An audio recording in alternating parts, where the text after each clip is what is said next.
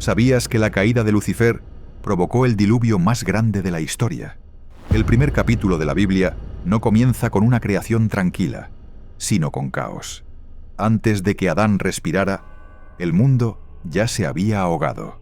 Génesis 1:2 suena más a escena del crimen que a inicio del relato. Y el resto de la escritura es la investigación. La oscuridad cubre el abismo. La tierra está desordenada y vacía. El espíritu se cierne como testigo sobre las ruinas. ¿Esto suena como un principio o como las secuelas de una catástrofe? Durante siglos, maestros y profetas ocultaron esta tensión, pero libros antiguos amplían el tema con una rebelión cósmica y un diluvio catastrófico desatado mucho antes de que Noé existiera. Lo que estás a punto de escuchar cambiará radicalmente tu comprensión sobre la creación y el Génesis. Y comienza aquí, en la oscuridad sobre las aguas. Ya conoces la historia del diluvio de Noé.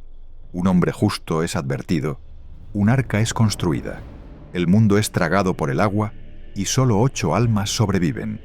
Es uno de los relatos más inolvidables de la Biblia, pero un análisis más profundo plantea una pregunta inquietante. ¿Fue realmente este el primer diluvio? Génesis 1:2 dice: «Y la tierra estaba desordenada y vacía, y las tinieblas estaban sobre la faz del abismo». El hebreo detrás de desordenada y vacía es tohu vabohu. Esta expresión significa desperdicio, ruina, desolación. Desde la primera línea después de que se introduce la creación, el mundo aparece sumergido bajo las aguas, envuelto en tinieblas y en silencio, hasta que el Espíritu de Dios se cierne sobre el abismo. Puede leerse como una secuela. Otros lo leen como no formado y no lleno, un potencial a la espera de ser modelado. Si miras con atención, aparece la simetría. 2 momentos distintos describen un mundo consumido por el agua. El primero en Génesis 1:2, antes de que Adán respirara. El segundo en Génesis 7, cuando la maldad llenó la tierra y Noé halló gracia ante los ojos de Dios. Se leen como catástrofes distintas, separadas por el tiempo. Combinarlas sería perder el ritmo profundo de juicio y renovación que recorre la Biblia. Si Génesis 1:2 nos muestra ruinas, entonces el primer acto del Espíritu no fue llenar el vacío, sino posarse sobre la devastación, preparándose para hablar luz en medio de la oscuridad. El patrón que sigue en toda la Escritura es impactante. Agua, viento, palabra, luz. Jeremías 4 confirma este uso. El profeta contempló las ruinas de Judá y dijo: «Miré a la tierra, y he aquí que estaba asolada y vacía, y a los cielos, y no había luz». Reutiliza el vocabulario del capítulo 1 de Génesis, no para describir la creación, sino el juicio. Apila las mismas imágenes y las aplica a Jerusalén bajo el asedio de Babilonia. Isaías hace lo mismo en Isaías 34:11, donde Dios extiende sobre Edom cordel de caos, tou, y plomada de desolación, bou. Más allá de 1900, Génesis, la frase señala ruina tras la ira. Entonces, ¿por qué en Génesis 1:2 habría de significar solo potencial en blanco? Los eruditos han debatido esto durante siglos. Algunos sostienen que tohu vabohu simplemente significa no formado y no lleno, un lienzo en bruto listo para ser pintado. Otros señalan que en los textos proféticos claramente nombra destrucción. En el siglo XIX, intérpretes como Thomas Chalmers y más tarde Arthur C. Custance expandieron esta línea de pensamiento en lo que se conoció como la teoría del intervalo, proponiendo una catástrofe entre los versículos 1 y 2 de Génesis 1. Sugirieron que fósiles, capas geológicas y la memoria de antiguas ruinas podrían explicarse por un diluvio preadámico. Muchos teólogos rechazaron la teoría, no porque el hebreo lo hiciera imposible, sino porque se basaba en especulación. Hoy, la mayoría de los estudiosos lee el versículo como un mundo sin forma, no juzgado, y sin embargo, la resonancia profética permanece. Por eso debemos tratar el versículo como evidencia, no como dogma resuelto. Como un investigador en una escena del crimen, disponemos los datos. Columna 1, creación. Columna 2, de creación. Génesis 1:2 dice: «Tierra tohu vabohu, aguas profundas, oscuridad, espíritu cerniéndose. Génesis 7:11-24 describe el diluvio de Noé. Se rompen las fuentes del abismo. Se abren las ventanas del cielo. Las aguas suben hasta cubrir los montes más altos, toda carne perece y solo el arca queda. Génesis 8:1 añade: Y se acordó Dios de Noé, e hizo pasar Dios un viento sobre la tierra, y disminuyeron las aguas. 2 diluvios, un ritmo. La pregunta es si están relacionados o si simplemente riman. En ambas escenas, el caos cubre la tierra, la oscuridad oculta el cielo, las aguas abruman y luego el viento agita el abismo. La secuencia es la misma. La diferencia es el tiempo. Atrévete a considerar esto. Puede que la Biblia no comience con una página en blanco, sino con ruinas. El Salmo 104 retoma el tema cuando dice que Dios cubrió la tierra con el abismo como con un manto, y luego reprendió las aguas, fijando límites que no podían traspasar. El salmista no describe el diluvio de Noé. Está describiendo los primeros actos de Dios en la creación.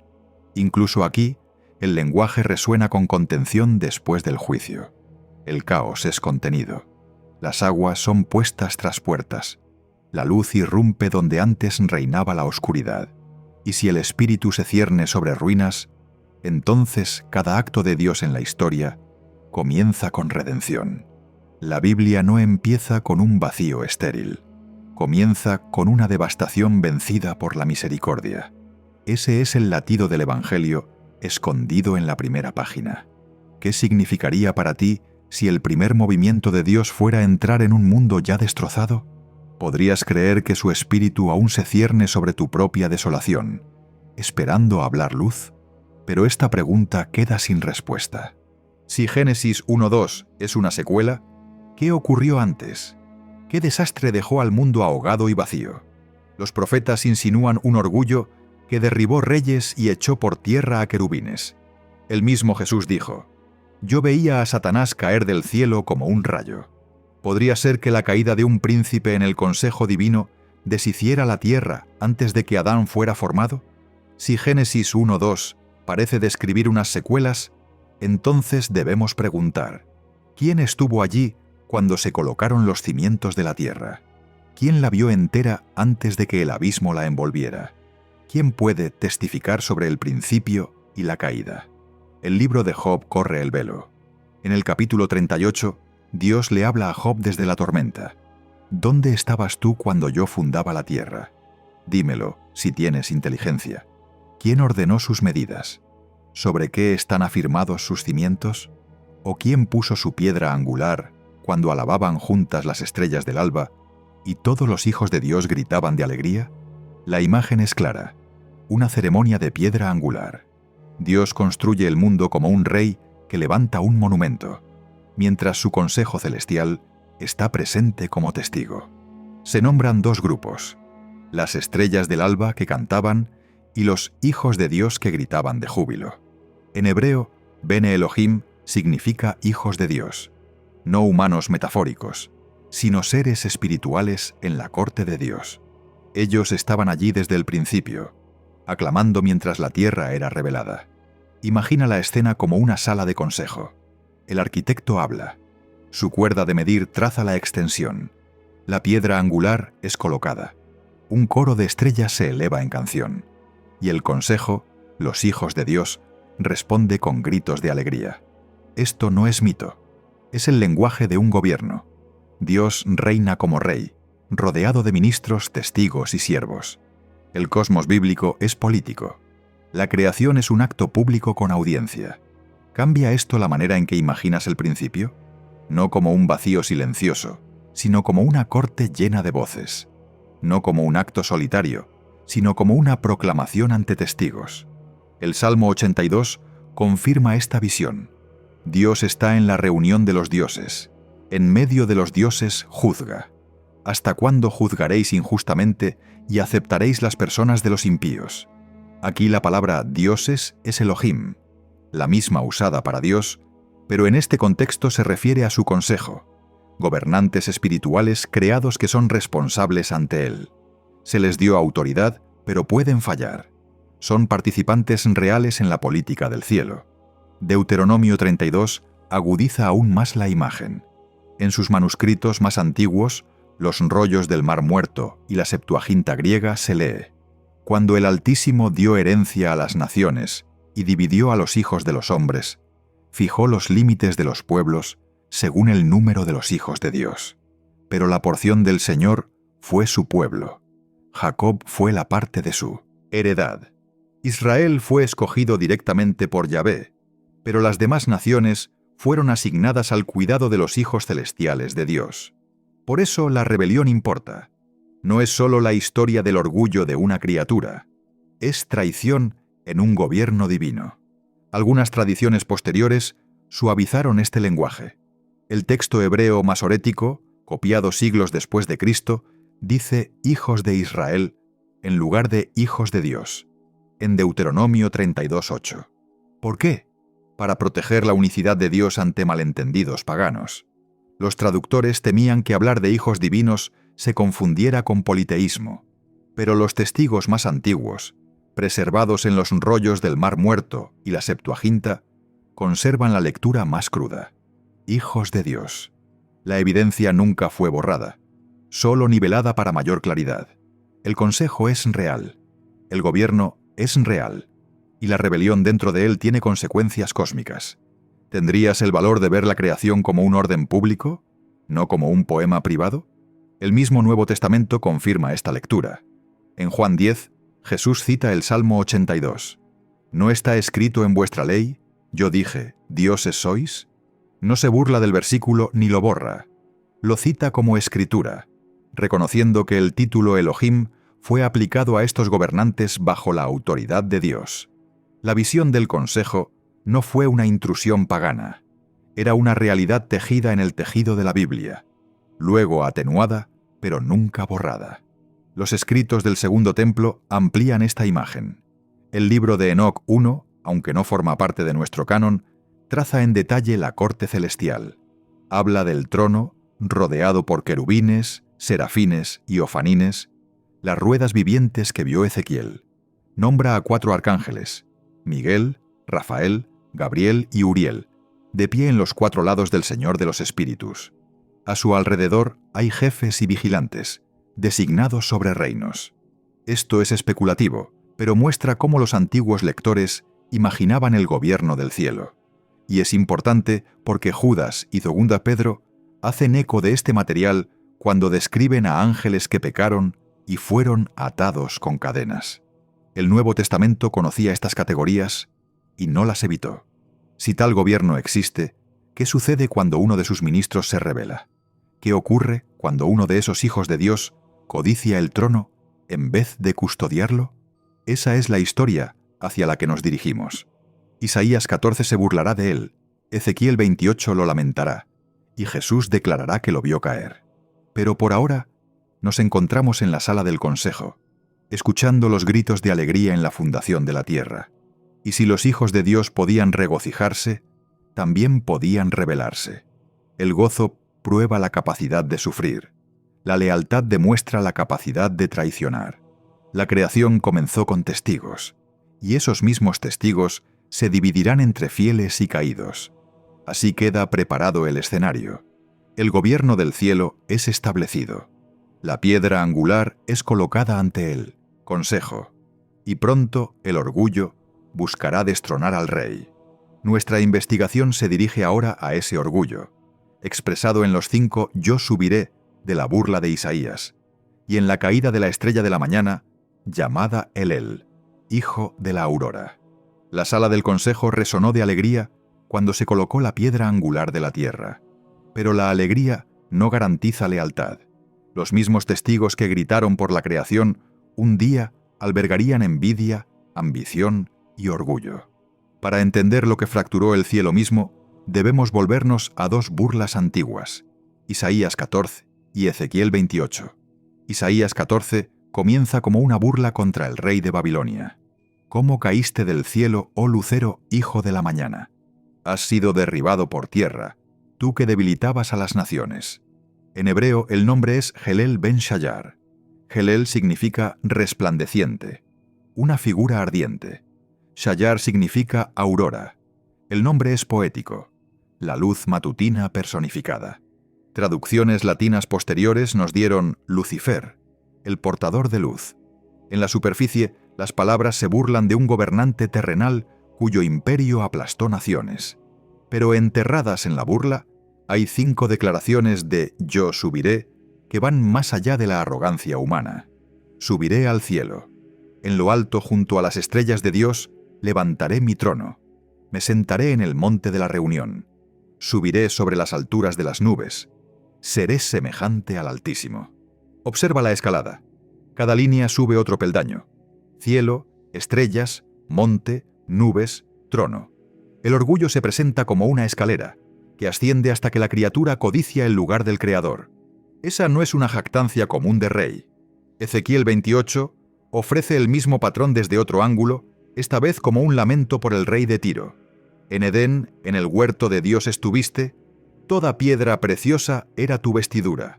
Tú, querubín grande, protector, perfecto eras en todos tus caminos, desde el día que fuiste creado, hasta que se halló maldad en ti.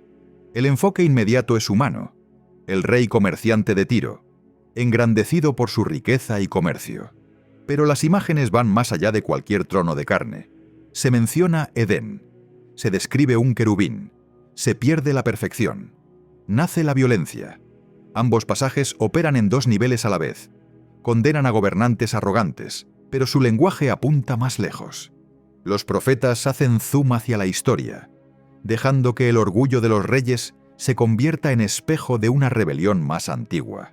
Intérpretes posteriores vieron en esto más que retórica. Leían al resplandeciente de Isaías y al querubín corrompido de Ezequiel como ventanas a la caída de un ministro celestial. No es un dogma declarado directamente en el texto. Es una tradición interpretativa, una que los escritores judíos del período del Segundo Templo abrazaron y que los primeros cristianos como Orígenes y Agustín expandieron. Vieron en estos versículos el primer pecado, la semilla de toda rebelión. Si la Biblia eligió mostrarnos el orgullo en sombra y figura, significa eso que el peligro está más cerca de lo que queremos admitir. Una mirada a Babilonia lo vuelve personal. Imagina la corte de Nabucodonosor, antorchas parpadeando sobre muros de mármol. El rey estudia su reflejo en un espejo de bronce pulido. Detrás de él, cortesanos se inclinan, susurrando alabanzas. Pero en el espejo, otro rostro parece brillar por un instante. Un guardián que una vez fue vestido de luz, orgulloso, radiante, ahora torcido por el hambre de trono. La imagen se desvanece, el hombre habla de nuevo, y la historia repite una rebelión que comenzó en el cielo. ¿Seguirías persiguiendo la ambición si supieras que puede derrumbar mundos? Los textos conservan una simetría. La arrogancia de Babilonia es el eco de Elel. La corrupción de Tiro refleja la del querubín. El orgullo en el cielo y el orgullo en la tierra se derrumban juntos. Proverbios 16:18 lo dice directamente. Antes del quebrantamiento es la soberbia, y antes de la caída, la altivez de espíritu. No son advertencias abstractas, son biografías escritas en ruinas. Algunos objetarán: Isaías y Ezequiel nunca nombran a Satanás. Es cierto, la Biblia mantiene su lenguaje contenido, pero la tradición interpretativa es antigua. Se atreve a decir que lo que ocurrió en tronos humanos fue solo la sombra de una rebelión mayor en el Consejo Celestial. Y el Nuevo Testamento refuerza esa línea cuando Jesús declara: «Yo veía a Satanás caer del cielo como un rayo». Lucas 10:18.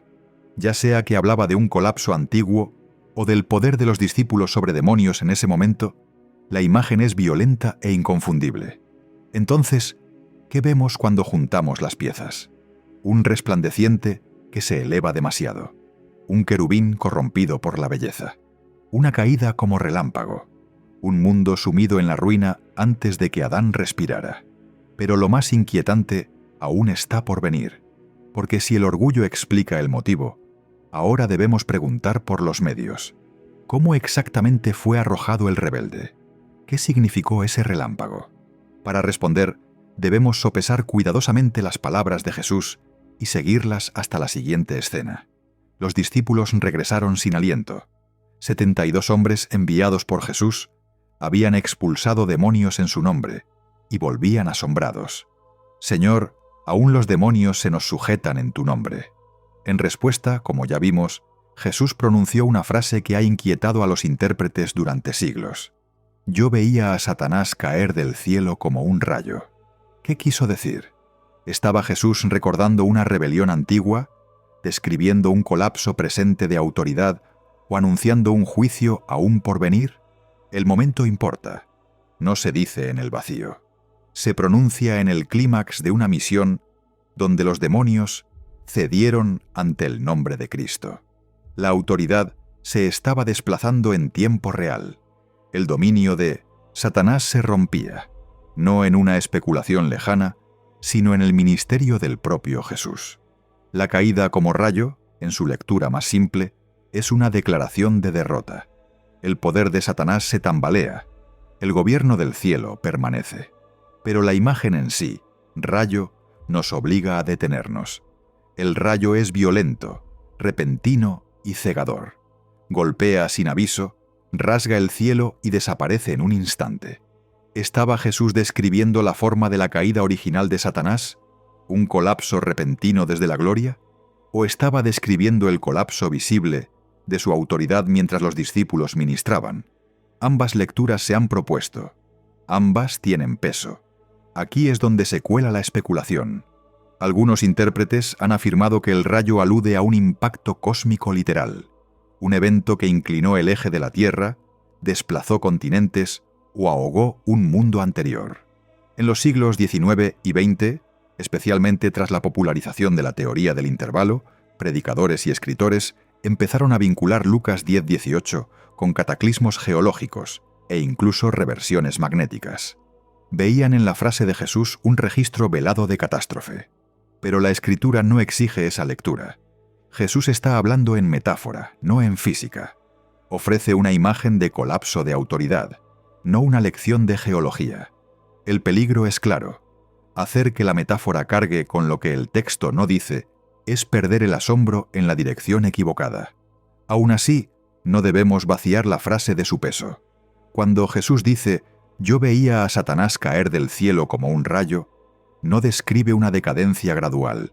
Describe una expulsión violenta, repentina e irreversible. El rebelde fue arrojado. El orgullo se alzó, pero el cielo lo derribó. Y Jesús nombra ese momento con lenguaje de tormenta. ¿Sientes la tensión? La imagen es lo bastante vívida como para sugerir un colapso antiguo, pero lo bastante contenida como para aplicarse directamente a la misión de los discípulos. ¿Cuál capa oímos? Apocalipsis 12 ofrece una visión paralela. Hubo una gran batalla en el cielo. Miguel y sus ángeles luchaban contra el dragón. Y luchaban el dragón y sus ángeles, pero no prevalecieron, ni se halló ya lugar para ellos en el cielo. Y fue lanzado fuera el gran dragón, la serpiente antigua, que se llama Diablo y Satanás, el cual engaña al mundo entero. Fue arrojado a la tierra, y sus ángeles fueron arrojados con él. Aquí también se describe una caída, violenta y cósmica. Pero Apocalipsis habla en visión apocalíptica, no en cronología lineal.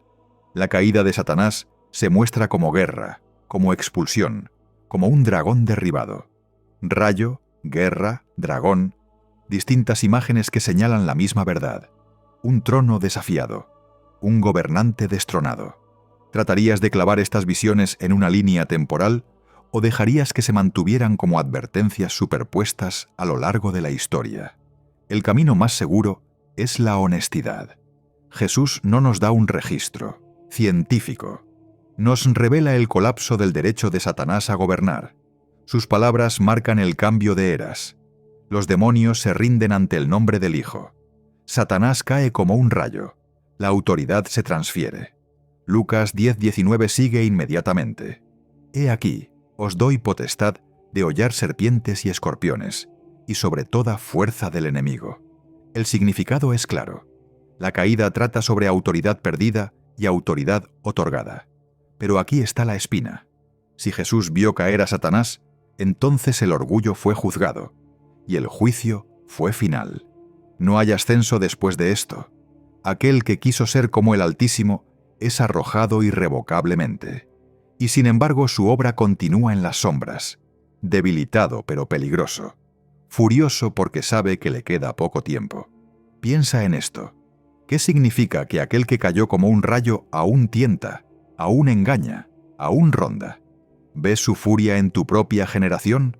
Pero la pregunta más perturbadora aún espera. Si el rayo fue solo una imagen, entonces, ¿cuál fue la secuela? Génesis 1:2 nos muestra una tierra sumergida. ¿Podría estar vinculada esa ruina primordial con la caída de Satanás? Algunos intérpretes conectan los puntos, otros advierten contra ello. La Biblia no lo dice claramente. Quedamos con la ambigüedad: caída como rayo, aguas que cubren, espíritu que se cierne. Y esa tensión es deliberada. La Escritura nos da lo suficiente para temer el orgullo, lo suficiente para confiar en Cristo, pero no lo suficiente para alimentar la curiosidad ociosa. La línea nos protege, nos dirige a la fe, no a la especulación. Sin embargo, la pista no ha terminado, porque si Satanás cayó y la autoridad se transfirió, entonces la pregunta del estado posterior regresa. ¿Qué quedó tras su caída? Oscuridad, cadenas, confinamiento. Los versículos convergen en ese silencio. Para verlo, debemos volver al abismo de Tohu Vabohu, esta vez como prisión, no solo como ruina. Cuando el relámpago se apaga, sigue el silencio. Génesis 1:2 comienza con ese silencio. La tierra estaba desordenada y vacía, y las tinieblas estaban sobre la faz del abismo, y el Espíritu de Dios se movía sobre la faz de las aguas. Tohu Vabohu da nombre a ese silencio. No es ausencia, es consecuencia. La oscuridad aquí no es neutral, es opresiva. El abismo, Tehom en hebreo, no es un mar en blanco, sino una bóveda donde algo ha sido confinado. El silencio no está vacío, contiene juicio. Judas 6 lo describe. Ángeles que abandonaron su lugar son reservados en prisiones eternas bajo tinieblas. 2 Pedro 2:4 repite la línea hablando de ángeles arrojados, entregados a prisiones de oscuridad. Ambas cartas reflejan una cosmovisión moldeada por tradiciones antiguas, donde la rebelión conduce al encierro, y el encierro se representa como sombra, como profundidad, como confinamiento. El libro de Enoc 1 llena los huecos. En el capítulo 10, Dios ordena que los vigilantes sean atados bajo las montañas de la tierra hasta el día del juicio. Aunque especulativo y no canónico, muestra cómo los judíos del período del Segundo Templo leían Génesis 1:2 como secuela y prisión. Judas y Pedro hacen eco de esta tradición, asumiendo que sus oyentes reconocerían las categorías. El silencio del abismo no es un vacío, es una cárcel. Imagina a un exiliado en Babilonia desenrollando un rollo a la luz de una lámpara. Lee la frase desordenada y vacía, y se estremece. Recuerda las ruinas de Jerusalén, el humo del templo aún flotando en la memoria. Para él, Tohu Vabohu no es abstracción, es la desolación que ha pisado. El silencio de Génesis es el silencio que conoce, juicio que oprime, cadenas invisibles pero reales. ¿Escuchas la diferencia? Génesis no nos muestra un vacío para ser llenado, nos muestra rebeldes ya restringidos. El Salmo 104 lo confirma. El salmista dice que Dios cubrió la tierra con el abismo como con un manto. Luego reprendió las aguas, fijó límites y declaró que no pasarían de nuevo. El abismo no es borrado, es cercado, encerrado tras puertas. Cuando Dios dice, sea la luz, no habla a la nada, sino al caos confinado, sobre el cual Él ejerce control. ¿Seguirías leyendo Génesis como un cuento infantil si el primer amanecer ocurrió sobre prisioneros encadenados? El silencio nunca está vacío, siempre contiene juicio, y siempre espera luz, pero la especulación presiona. Algunas tradiciones argumentan que Génesis 1:2 implica una raza preadámica ahogada, una civilización destruida cuando Lucifer cayó. Esta idea se popularizó en el siglo XIX, cuando predicadores de la teoría del intervalo intentaron reconciliar fósiles y estratos con la Escritura. Señalaban el silencio de Génesis como evidencia de un mundo anterior borrado. La idea persiste en comentarios místicos y en la imaginación moderna. Pero la Biblia nunca nombra a tal pueblo. Solo menciona ángeles restringidos, oscuridad establecida como límite. El resto es conjetura humana. Entonces, ¿por qué se nos enseñó a imaginar esto como vacío en lugar de juicio? ¿Quién eligió limar los bordes más filosos? Jeremías 4 ofrece una pista. Reutiliza el lenguaje de Génesis para describir la ruina de Judá. Miré, y he aquí que la tierra estaba desordenada y vacía. La misma frase se convierte en profecía de colapso nacional. Isaías 34:11 hace lo mismo, usando el vocabulario de caos y vacío para representar el juicio sobre Edom. Cada vez que las palabras aparecen fuera de Génesis, significan ruina. Si es así, ¿por qué Génesis 1:2 se convirtió en una pizarra en blanco en la enseñanza posterior, en lugar de un eco de la caída? Parte de la respuesta está en la protección pastoral. Para un pueblo rodeado de politeísmo, la Escritura fue enmarcada para enfatizar el poder de Dios sobre el caos, no la curiosidad por rebeldes encadenados. El silencio se condensó en un lienzo. El confinamiento se aplanó a símbolo de la mano ordenadora de Dios. El texto mismo conservó los matices más oscuros, pero los comentarios muchas veces los silenciaron. Sin embargo, el espíritu aún se cierne allí. Se cierne sobre ruinas y juicio, no sobre el silencio como ausencia, sino como espera. Eso es esperanza. El abismo guarda rebeldes, pero no puede detener el amanecer. Pero esta pregunta permanece. Si el silencio de Génesis alguna vez cargó la memoria de la rebelión y el encierro, ¿por qué los maestros posteriores lo suavizaron hasta convertirlo en un comienzo limpio? Para responder, debemos ver cómo la historia fue deliberadamente condensada para proteger el monoteísmo y mantener el enfoque en el pacto. ¿Por qué Génesis comienza con silencio? Y sin embargo tantos fuimos enseñados a leerlo como vacío. ¿Por qué Tohu Vabohu se traduce como desordenada y vacía, suavizado como un lienzo en blanco, cuando cada eco profético lo transforma en juicio? Aquí es donde la memoria se encuentra con el aplanamiento. Jeremías 4 nos da la clave. El profeta contempla el colapso de Judá y recurre al lenguaje de Génesis. Miré a la tierra, y he aquí que estaba desordenada y vacía, y a los cielos, y no había en ellos luz. No está describiendo el inicio de la creación, está describiendo ruina nacional. Isaías 34:11 hace lo mismo. Dios extiende sobre Edom cordel de confusión y plomada de desolación.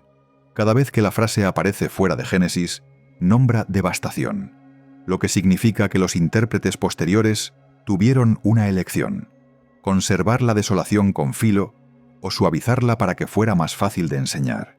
¿Por qué alguien suavizaría la Escritura? Por el mundo en que vivía Israel. Exilio bajo Babilonia, luego Persia, luego la sombra del pensamiento griego, presionaron a Israel hacia la supervivencia. Rodeados de mitos de dioses matadragones y guerras cósmicas, los profetas y escribas fueron cautelosos. Rehusaron presentar a Yahvé como un guerrero entre muchos. Custodiaron el monoteísmo con cada palabra. Así que cuando se leían los rollos en las sinagogas, el abismo no se explicaba como una prisión con rebeldes encadenados. Se presentaba como el lienzo sobre el cual la soberanía de Dios trazaba el orden. Imagina a un escriba en el siglo antes de Cristo, sentado en una cámara iluminada por aceite. Moja su caña en tinta, copiando Deuteronomio. Llega a la línea en 32:8, cuando el Altísimo repartió a las naciones su herencia. En el rollo ante él dice hijos de Dios. Pero esa frase es peligrosa. Las naciones vecinas adoran ejércitos de dioses. Así que escribe hijos de Israel. No ha borrado el consejo celestial. Ha protegido la fe de Israel. Ha elegido aplanar el lenguaje para que el pueblo no tropiece con el politeísmo. ¿Ves la diferencia? No fue engaño. Fue triaje pastoral. Fue teología condensada para la supervivencia. Y aún así, la memoria antigua permaneció. Los rollos del Mar Muerto, ocultos en cuevas, hasta mediados del siglo XX, preservaron la lectura más antigua. Hijos de Dios. Los traductores de la LXX hicieron eco de lo mismo. El mundo de los profetas y poetas estaba vivo con lenguaje de consejo, vigilantes, tronos celestiales. El aplanamiento no borró, condensó, enterró los filos bajo frases suaves. ¿Por qué nunca nos dijeron esto en las bancas? Porque lo que edifica en la adoración no siempre satisface la curiosidad.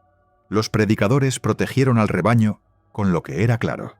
En el principio creó Dios. Pero en el texto mismo, las sombras permanecen.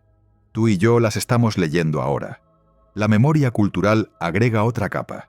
Las historias del diluvio se extienden por Mesopotamia. Atrahasis, Gilgamesh, fragmentos desde Sumeria hasta Asiria.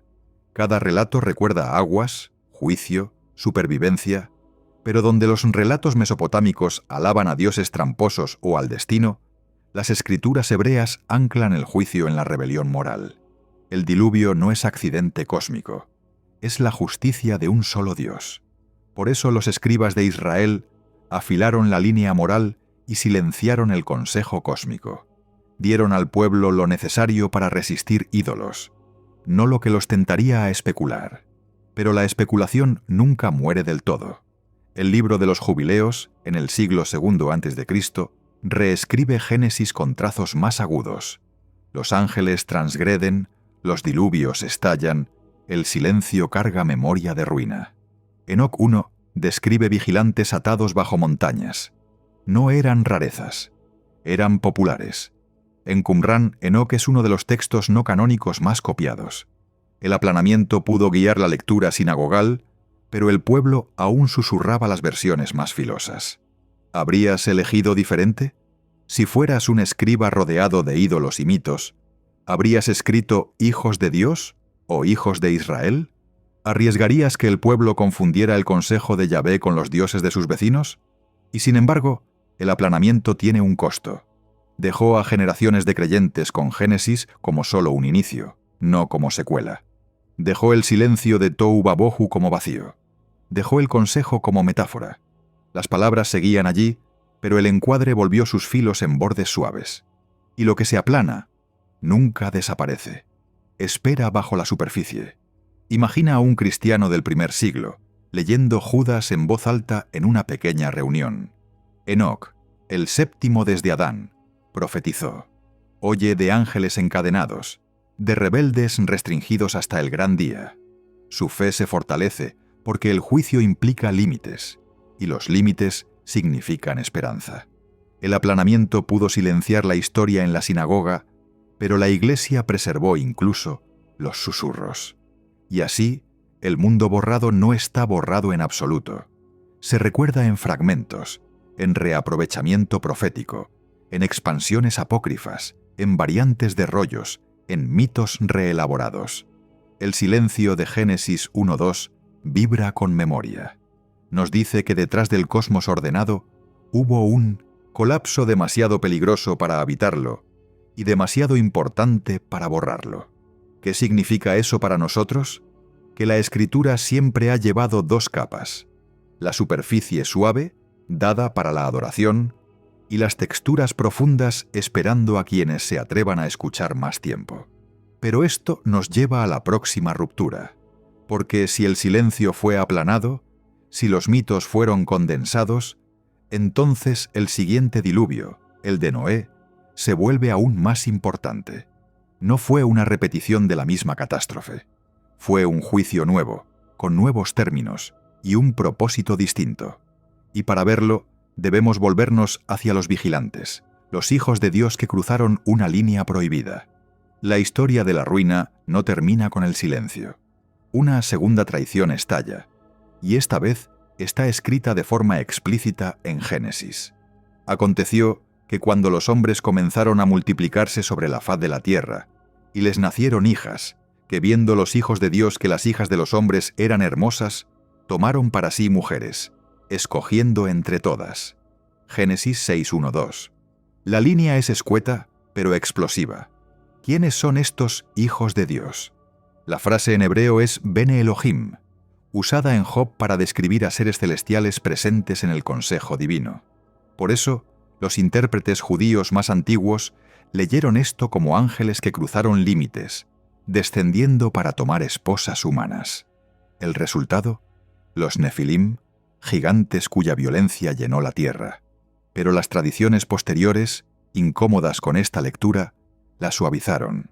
Algunos rabinos y comentaristas cristianos posteriores dijeron que los hijos de Dios eran los descendientes de Set, la línea piadosa, y las hijas de los hombres, la línea de Caín.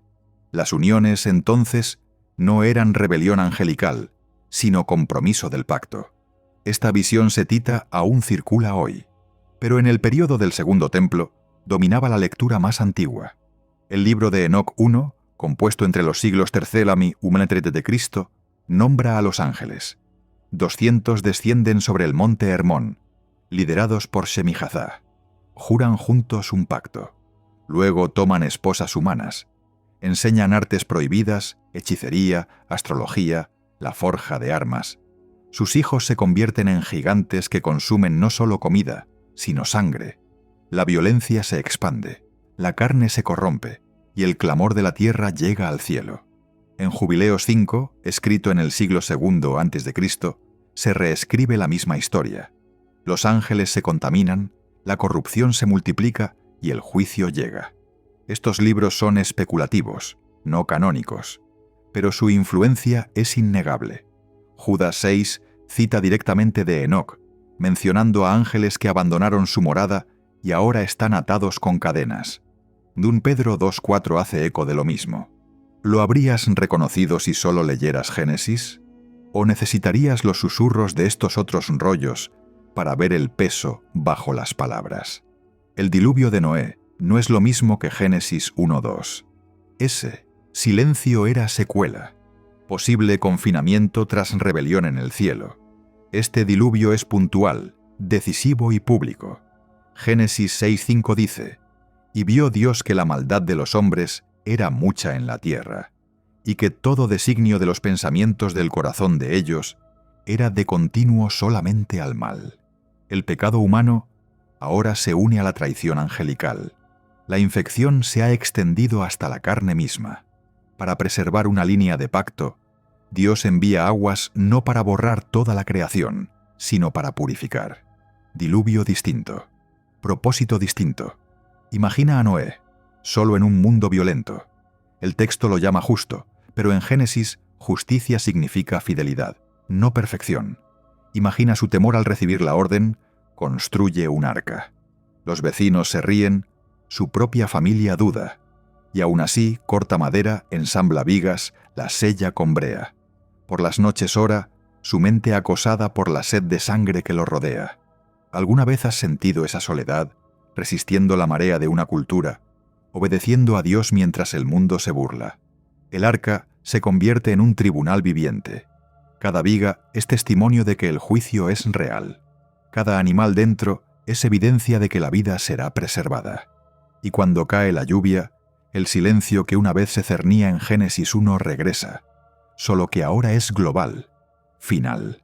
Génesis 7 dice que se rompieron las fuentes del gran abismo. Es como si la prisión de aguas de Génesis 1 se soltara de nuevo, pero esta vez por decreto. 40 días de lluvia, 150 días de aguas en ascenso, toda la tierra sumergida. El texto no escatima en detalles. El aliento de vida perece, salvo los que están en el arca. Cada cruce de los límites de Dios termina en diluvio. Los vigilantes cruzaron hacia la carne, los humanos cruzaron hacia la violencia, y el abismo cruzó sus límites. Y luego, silencio. Génesis 8:1. Y se acordó Dios de Noé y de todos los animales, e hizo pasar Dios un viento sobre la tierra, y disminuyeron las aguas. La palabra hebrea para viento aquí es la misma que espíritu en Génesis 1:2, ruaj. El espíritu se cernía sobre el abismo en la primera secuela, y ahora el espíritu se mueve sobre las aguas de la segunda. Restauración después de la ruina. Piensa en eso. El mismo espíritu que se cernía en silencio ahora empuja las aguas de nuevo. ¿Ves el patrón? Cada diluvio lleva juicio y misericordia. Pero la especulación presiona en los bordes. Algunos dicen que el diluvio de Noé fue regional, no global. Otros afirman que las capas geológicas lo prueban o refutan. El texto mismo es enfático. Y fueron cubiertos todos los montes altos que había debajo de todos los cielos. Para Israel, la escala fue total. El mundo de los impíos fue borrado. El arca fue pacto preservado. Debemos dejar que el marco moral de la Escritura guíe, no nuestra curiosidad moderna. ¿Habrías sobrevivido ese silencio? ¿Te habrías aferrado al pacto cuando cada voz a tu alrededor se burlaba? Aquí está la herida. El diluvio de Noé no es solo historia, es un patrón. 1 Pedro 2:5 llama a Noé pregonero de justicia, preservado cuando los impíos perecieron. El diluvio se convierte en precedente, un juicio pasado que apunta a un fuego futuro. Si Dios no perdonó a los ángeles ni al mundo antiguo, ¿qué nos hace pensar que perdonará al presente? Cada cruce de los límites de Dios termina en diluvio o en llama. Así que la pregunta queda para nosotros. Los vigilantes cruzaron la línea del cielo y su descendencia se ahogó.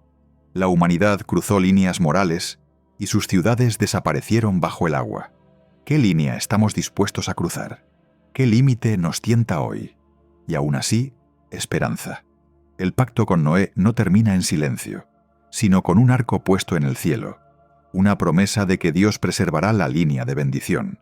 El diluvio puede purificar, pero el pacto garantiza misericordia.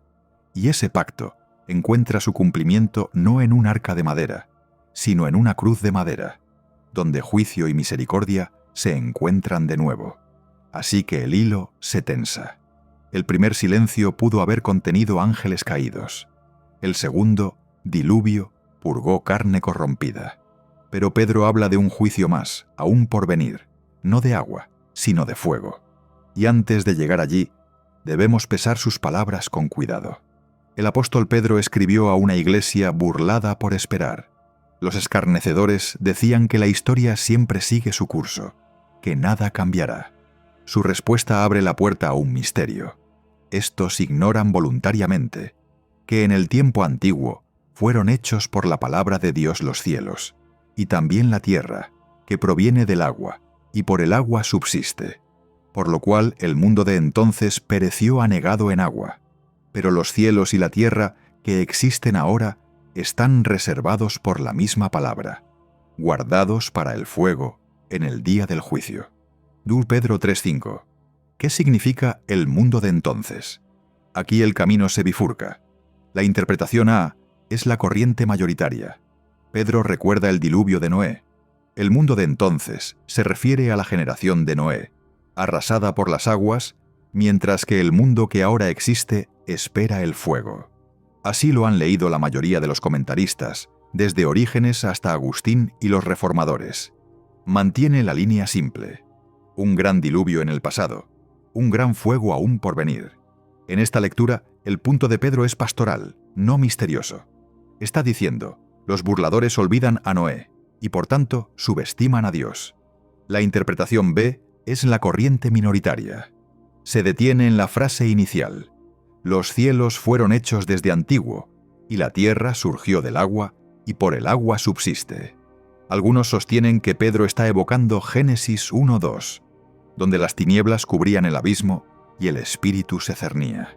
Si es así, el mundo de entonces podría referirse a una creación primordial ahogada antes de Adán, un silencio borrado antes de los 6 días de formar y llenar.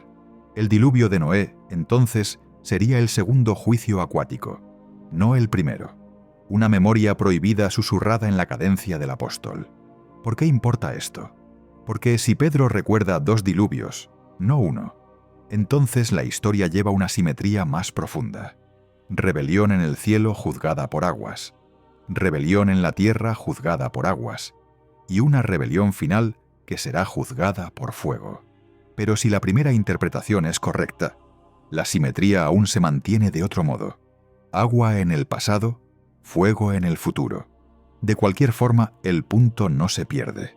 El mundo de entonces ya no existe. El mundo de ahora espera. ¿Qué camino eliges tú? ¿Te aferras a la sencillez de Noé? ¿O te inclinas hacia la posibilidad de un juicio preadámico? Imagina a un anciano de iglesia del primer siglo leyendo estas palabras a la luz de una lámpara. Su mano tiembla al hacer una pausa. A su alrededor se sientan campesinos y viudas, niños y siervos. Han perdido hogares. Algunos han perdido familia. Escuchan en busca de esperanza. Pero lo que oyen es advertencia. El mundo de entonces pereció. Su voz se quiebra. ¿Está Pedro hablándoles solo de Noé? ¿O de algo aún más antiguo, más oscuro? El silencio aprieta. El anciano traga saliva y sigue leyendo. Su rebaño se inquieta. Y aún así, saben, ya sea una vez o dos, Dios juzga. Y juzgará otra vez. Todo mundo que rechaza a Dios se convierte en el mundo que fue. Voces apócrifas hacen eco de esa línea. En Enoc 1:10, los vigilantes son condenados a los valles de la tierra hasta el día del juicio. En Jubileos 5, el diluvio se explica como una limpieza de carne corrompida. Estos textos fueron copiados en Qumrán, valorados en el judaísmo del Segundo Templo y susurrados en el aire de la iglesia primitiva. Reforzaban el punto de Pedro. El mundo no continúa sin cambios. Hay precedente. El juicio siempre ha irrumpido. Y siglos después, el versículo se incorporó a nuevos debates. En el siglo XIX, los teóricos de la brecha vieron en el mundo de entonces evidencia de una creación arruinada antes de Adán, explicando fósiles y estratos como rastros de un mundo más antiguo. En esa misma época, otros rechazaron ese camino, insistiendo en que Pedro solo recordaba a Noé. En nuestros días, los foros en línea repiten las mismas preguntas, amplificando la visión minoritaria como una forma de dar sentido al caos. ¿Qué nos dice que incluso ahora el camino se bifurca entre lectores? ¿Construirías tu fe sobre una sola frase disputada? ¿O dejarías que el peso del argumento de Pedro te mantenga firme, que sea cual sea la historia precisa, el futuro es seguro? Unas líneas después Pedro dice: el Señor no retarda su promesa, sino que es paciente para con nosotros, no queriendo que ninguno perezca, sino que todos procedan al arrepentimiento. Aun cuando advierte del fuego, abre la puerta de la esperanza. Si el agua una vez purgó, y si el fuego un día consumirá, hoy es el tiempo de la paciencia. La demora no es debilidad, es gracia. ¿Ves la ternura en eso? El juicio es seguro, pero la paciencia lo retiene. El fuego aún no ha caído porque Dios espera arrepentimiento. ¿Vivirás como un burlador, convencido de que la historia sigue intocada? ¿O vivirás como Noé, construyendo con fe para un mundo que está por quebrarse? Más allá de esta bifurcación, espera otra pregunta. ¿Quién gobierna el mundo que ahora existe? Pedro advierte sobre el fuego, pero Pablo nombra a los gobernantes y autoridades que tienen poder en el presente. Para entender por qué el juicio debe venir, debemos ver el gobierno detrás de las naciones, los principados, las potestades, los consejos espejo en el cielo y en la tierra. El apóstol Pedro escribió a una iglesia burlada por esperar. Los escarnecedores decían que la historia siempre sigue su curso, que nada cambiará. Su respuesta abre la puerta a un misterio.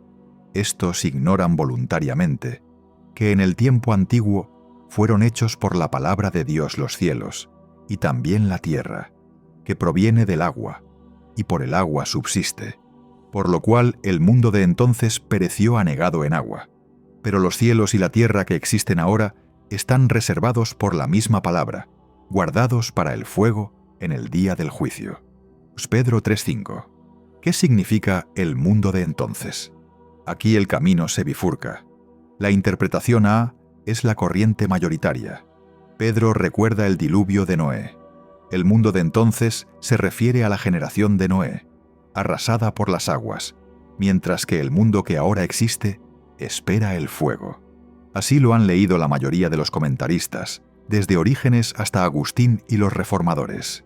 Mantienen la línea simple: un gran diluvio en el pasado, un gran fuego aún por venir.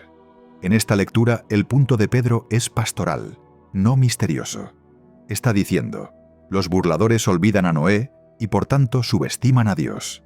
La interpretación B es la corriente minoritaria. Se detiene en la frase inicial: los cielos fueron hechos desde antiguo, y la tierra surgió del agua y por el agua subsiste.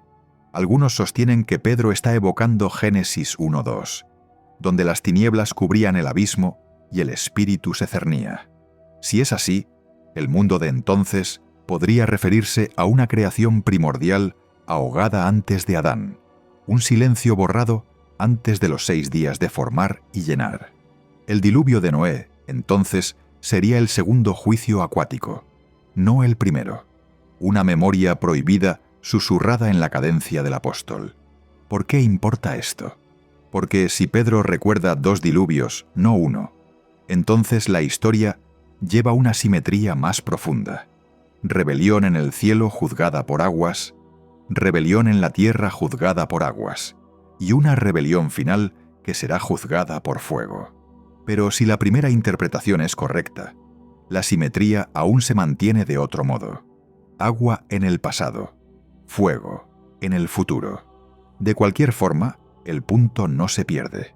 El mundo de entonces ya no existe. El mundo de ahora espera. ¿Qué camino eliges tú? ¿Te aferras a la sencillez de Noé o te inclinas hacia la posibilidad de un juicio preadámico? Imagina a un anciano de iglesia del primer siglo leyendo estas palabras a la luz de una lámpara. Su mano tiembla al hacer una pausa. A su alrededor se sientan campesinos y viudas, niños y siervos. Han perdido hogares. Algunos han perdido familia. Escuchan en busca de esperanza, pero lo que oyen es advertencia. El mundo de entonces pereció. Su voz se quiebra. ¿Está Pedro hablándoles solo de Noé? ¿O de algo aún más antiguo, más oscuro? El silencio aprieta. El anciano traga saliva y sigue leyendo. Su rebaño se inquieta. Y aún así, saben. Ya sea una vez o 2, Dios juzga. Y juzgará otra vez. Todo mundo que rechaza a Dios se convierte en el mundo que fue. Voces apócrifas hacen eco de esa línea. En Enoc 1:10, los vigilantes son condenados a los valles de la tierra hasta el día del juicio. En Jubileos 5, el diluvio se explica como una limpieza de carne corrompida. Estos textos fueron copiados en Qumrán, valorados en el judaísmo del Segundo Templo y susurrados en el aire de la iglesia primitiva. Reforzaban el punto de Pedro. El mundo no continúa sin cambios. Hay precedente. El juicio siempre ha irrumpido. Y siglos después, el versículo se incorporó a nuevos debates. En el siglo XIX, los teóricos de la brecha vieron en el mundo de entonces evidencia de una creación arruinada antes de Adán, explicando fósiles y estratos como rastros de un mundo más antiguo. En esa misma época, otros rechazaron ese camino, insistiendo en que Pedro solo recordaba a Noé. En nuestros días, los foros en línea repiten las mismas preguntas, amplificando la visión minoritaria como una forma de dar sentido al caos. ¿Qué nos dice que incluso ahora el camino se bifurca entre lectores? ¿Construirías tu fe sobre una sola frase disputada? ¿O dejarías que el peso del argumento de Pedro te mantenga firme? Que sea cual sea la historia precisa, ¿el futuro es seguro? Unas líneas después Pedro dice: «El Señor no retarda su promesa, sino que es paciente para con nosotros, no queriendo que ninguno perezca, sino que todos procedan al arrepentimiento». Aun cuando advierte del fuego, abre la puerta de la esperanza. Si el agua una vez purgó, y si el fuego un día consumirá, hoy es el tiempo de la paciencia. La demora no es debilidad, es gracia. ¿Ves la ternura en eso? El juicio es seguro, pero la paciencia lo retiene. El fuego aún no ha caído porque Dios espera arrepentimiento. ¿Vivirás como un burlador, convencido de que la historia sigue intocada? ¿O vivirás como Noé, construyendo con fe para un mundo que está por quebrarse? Más allá de esta bifurcación espera otra pregunta. ¿Quién gobierna el mundo que ahora existe? Pedro advierte sobre el fuego, pero Pablo nombra a los gobernantes y autoridades que tienen poder en el presente. Para entender por qué el juicio debe venir, debemos ver el gobierno detrás de las naciones, los principados, las potestades, los consejos espejo en el cielo y en la tierra. Si Pedro nos advierte del fuego, Pablo nos muestra quién está detrás de las chispas. Efesios 6:12 dice: «Porque no tenemos lucha contra carne y sangre, sino contra principados, contra potestades, contra los gobernadores de las tinieblas de este siglo, contra huestes espirituales de maldad en las regiones celestes. El lenguaje es político. Argé y exousía no son sombras vagas, son las mismas palabras usadas para gobernantes y autoridades en el Imperio Romano. Pablo eleva títulos familiares a una clave cósmica, diciéndole a la Iglesia: detrás de los gobiernos humanos hay consejos de poder invisible. ¿Sientes el peso de eso? Significa que el mundo que habitamos no solo está regido por parlamentos y palacios, sino también por tronos celestiales, algunos fieles, otros caídos. Este es el gobierno espejo de la tierra y el cielo, desplegándose por encima y alrededor de nosotros. Colosenses 2:15 afila el punto. Pablo escribe que Cristo despojó a los principados y a las potestades, y los exhibió públicamente, triunfando sobre ellos en la cruz. La imagen es un desfile de victoria romano, gobernantes conquistados arrastrados en cadenas detrás del carro. Decir que Cristo desarmó a los poderes no es una abstracción, es tribunal y coliseo. Veredicto emitido, sentencia cumplida. Y sin embargo, estos poderes aún se mueven. 1 Corintios 2:8 dice: ninguno de los príncipes de este siglo conoció, porque si la hubieran conocido, nunca habrían crucificado al Señor de gloria. Los gobernantes tramaron, ciegos a su propia derrota. Blandieron el martillo del imperio sin darse cuenta de que la cruz era el arma que los destruiría. Piensa en la simetría. Génesis nos mostró un consejo regocijándose en la creación. Isaías y Ezequiel mostraron el orgullo alcanzando un trono. Pedro nos mostró diluvios respondiendo a la rebelión. Y Pablo nos muestra la era presente, donde la misma política cósmica aún se despliega. ¿Ves el patrón? Cada época tiene sus poderes. Cada trono tiene su consejo. Cada consejo tiene desertores. Los poderes se alzan, Cristo los desarma, y el fuego espera. El patrón resuena en la historia de Israel. Deuteronomio 32 dice que el Altísimo dividió a las naciones según el número de los hijos de Dios, pero la porción del Señor es su pueblo, Jacob su heredad. Esta es la visión de Deuteronomio 32. Las naciones asignadas a gobernantes celestiales, Israel apartado para Yahvé. En Babel, la humanidad se fracturó y fue desheredada. En Pentecostés, lenguas de fuego revirtieron la dispersión, reclamando naciones por el Espíritu. La historia del gobierno cósmico no es mito antiguo, es la estructura de las misiones, la arquitectura del discipulado. Incluso los consejos de Israel reflejan el cielo. En Números 11, Moisés designa a 70 ancianos para compartir el espíritu y gobernar. En la era del Segundo Templo, el Sanedrín tenía 71 miembros, un eco cultural del gobierno compartido. Jesús prometió a sus discípulos en Mateo 19:28: «Vosotros que me habéis seguido, os sentaréis sobre 12 tronos, para juzgar a las 12 tribus de Israel. Como en el cielo, así en la tierra. El gobierno fiel siempre es gobierno compartido, enraizado en el trono de Dios». ¿Captas la responsabilidad que esto nos asigna? Vivir como ciudadanos, no como espectadores. Ver la oración como participación en el consejo. Ver la justicia, la misericordia y la fidelidad como actos políticos en la corte del cielo. Imagina a los primeros lectores de Efesios bajo la sombra de Roma. Oyen a Pablo decir: «Nuestra lucha no es contra carne y sangre». Sus mentes ven gobernadores y centuriones, pero Pablo les dice: sobre esas banderas hay otras más oscuras, invisibles pero reales. Su valor crece porque si Cristo ya ha triunfado, ningún imperio puede reclamar lealtad final. ¿Dónde nos deja eso?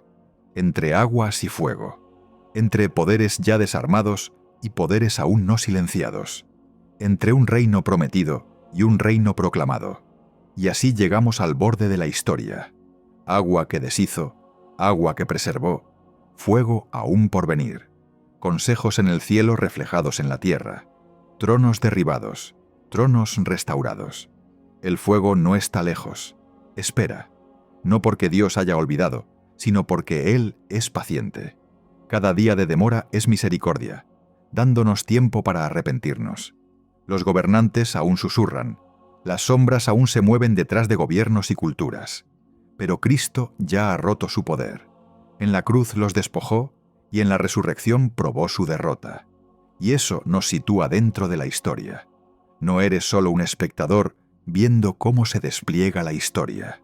Tus oraciones importan. Tu fe es una protesta contra los gobernantes de las tinieblas. Cada acto de misericordia, cada decisión de justicia, es una señal de a qué reino perteneces. ¿Sientes el peso de eso? Cada momento de compromiso te ata a poderes ya condenados. Cada paso de obediencia te une a Cristo, quien reina ahora y por siempre. El mundo de entonces ya pasó. El mundo actual espera el fuego, pero el mundo venidero ya está irrumpiendo. Un reino que no puede ser sacudido, un trono que no puede ser derrocado. Entonces, ¿a quién sirves tú? ¿Qué gobierno llevas a tu casa, a tu trabajo, a tu adoración? Elige ahora. Vive como ciudadano del Rey. Si algo en esta historia tocó tu corazón, si te hizo ver la fe escondida o la obediencia silenciosa con nuevos ojos, no lo guardes solo para ti. Comparte este video con alguien que necesite ese recordatorio hoy. Nunca sabes cuán lejos puede llegar una verdad pequeña. Cuéntame en los comentarios qué parte te habló más. Y si aún no te has suscrito, tómate un segundo para hacerlo ahora y activa la campanita. Así, no te perderás lo que viene. Cada episodio es un paso más profundo en los misterios de la Escritura y en las formas en que Dios aún habla en el silencio. Gracias por caminar este viaje conmigo. Que Dios te bendiga en abundancia y que tu fe silenciosa, aunque no vista, siempre sea recordada en su presencia. Nos vemos pronto.